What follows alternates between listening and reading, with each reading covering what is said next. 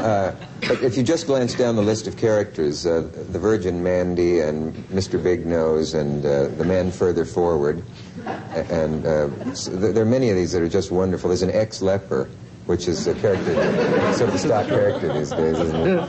And a Deadly Dirk and Pilate's Wife and a boring prophet. And in among Biggest Dickus and Intensely Dull Youth and Simon the Holy Man and so on, there's this wonderful mixture of character types. And then you notice that there are only, I think, 6 names.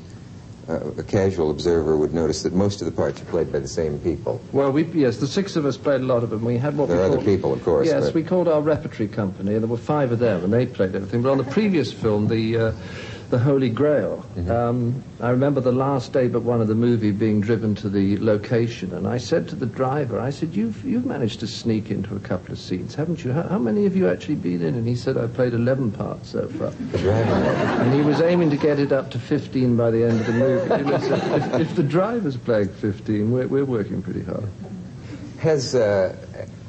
Tell me which way the controversy has been flowing lately, and on which side of the Atlantic is it more intense? I remember I don't know how many weeks ago it was, I heard the radio announcement of something that sounded in its tone as if there had been an outbreak of World War II or something, and it had to do with outraged religious groups that had seen here in New York. Film in New York. Yes. I think I switched on the radio to the phrase "a vicious attack on Judaism." Now, at what point did you all sit down and decide to make this vicious attack on Judaism and Christianity and everything that everyone holds sacred? How can we talk about that? Well, we just, after the Holy Grail, somebody suggested that it would be interesting to try and write a comedy set at the time of Christ. And you see, well, you know this, but when you start to write, you don't know where it's going to go. So you say, well, let's try this direction, and maybe it'll work, maybe it won't. And we had an idea maybe that Brian was the 13th disciple, but he had a very demanding wife. And he was always late, so that, you know, he arrived 2 minutes after the water had been turned into wine, you know.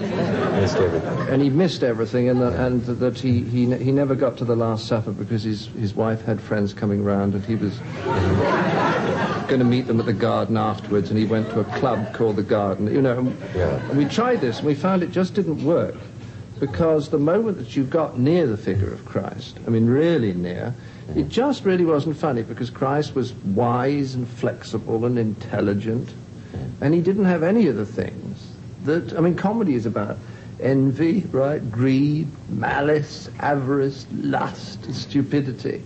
I remember an American, Harvey Orkin, once telling me, and he said, you know, you cannot make a comedy about St. Francis of Assisi, you know, there's nothing funny about it. Yes, as they say, where do you go with it?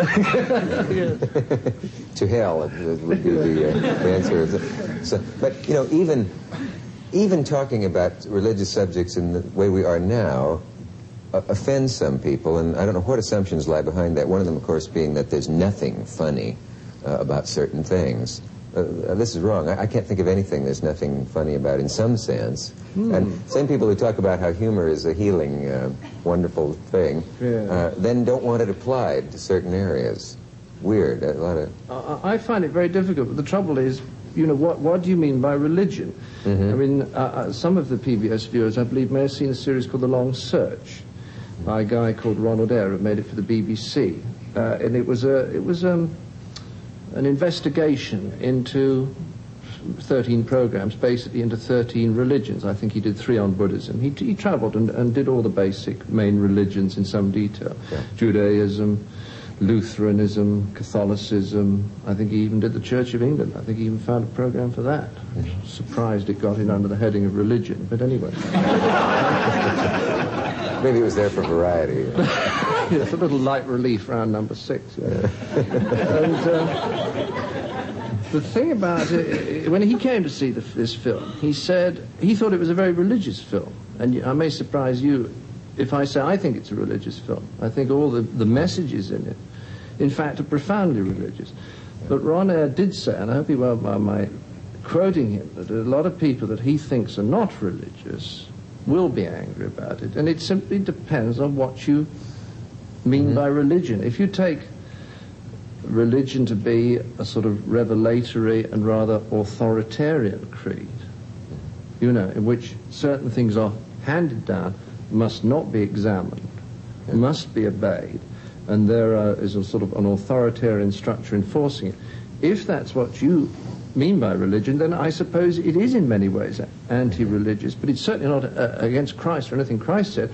It is against the manifestations of certain aspects of organized religion. And I think one's entitled to criticize people. Yes. Have you seen this kind of writing about the movie? There's a piece in the Washington Post by a man who said, I'm not going to see the movie, and I realize I can be accused of burning a book I haven't read, but I'm not going to go see a movie that makes fun of Christ. I don't need that, you know. Well, the answer is, I would swear that as far as I am concerned, it does not make fun of Christ at any moment.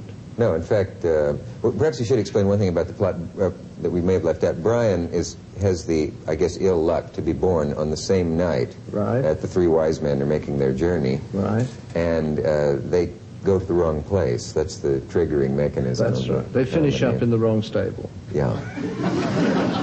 Which is nice because, you know, we hear the story now, the three wise men arriving. But it's a very odd thing indeed to find three Oriental astrologers in full gear, carrying gold, into frankincense and myrrh, wandering around a cowshed at 2 o'clock in the morning. It's odd. I mean, we accept it because we've been brought up. But if you look at it that way, it's peculiar.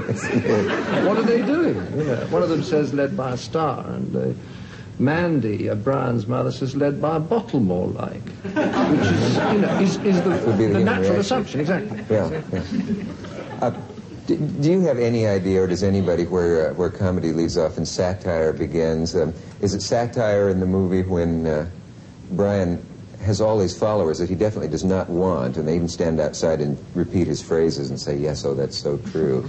And he tries to tell them, please, don't do this. I'm capsulizing, of course. And then a wonderful moment in the script says, remember, you are all individuals. And in unison, they chant, yes, we are all individuals. That must be satire, mustn't it? I think we so. crossed into the line. I think so, yes. And then almost my favorite line in the movie, which never ever gets a laugh, when he says to them, you've got to work it out for yourself. And they say, yes, we've got to work it out for ourselves. And he says, yes. And then there's a pause, and they say, tell us more. And he says, no, that's the point. I got a laugh. Yes, it never gets a laugh in the movie. But you redeemed it here. Wonder why that should be. You went into some legal trouble in this country, the Pythons as a group did, when in what might have been called an exercise of good intentions gone wrong, I suppose. I remember reading an account of it in the New Yorker. Briefly, I guess Python shows were taken and cut and edited and censored some and condensed into a couple of shows that offended you. The Pythons were offended. Well, beg your pardon. ABC came to us at one point. It's all a bit complicated because it's to do with whether copyright still, you know, whose copyright it was. And they said to us, we'd like to show some of your shows. And we said, look, we know what American network television is like, that you will want to edit them. And it's very nice of you to ask, but we really don't want them edited, so thanks very much for asking, but no. And then the crafty devils went off and got 6 shows that the BBC still owned the copyright to, which oddly enough were the 6 I wasn't in. I'd left the series by that time. And they chopped them about, and in the opinion of all the others, because I never saw the show, so I have to speak, I'm afraid, sort of hearsay, they did make pretty much nonsense of them. They left punchlines in and took the lead-up lines out, and then they left the lead-up lines in and left the punchlines out, and our fans all wrote in and said, this was a terrible show. Yeah. You know, what's happened to you? What's happened to you? Your writing has gone down the drain. And we eventually did take them to court and more or less won our point, which is that they're not entitled to cut the shows about unless we agree.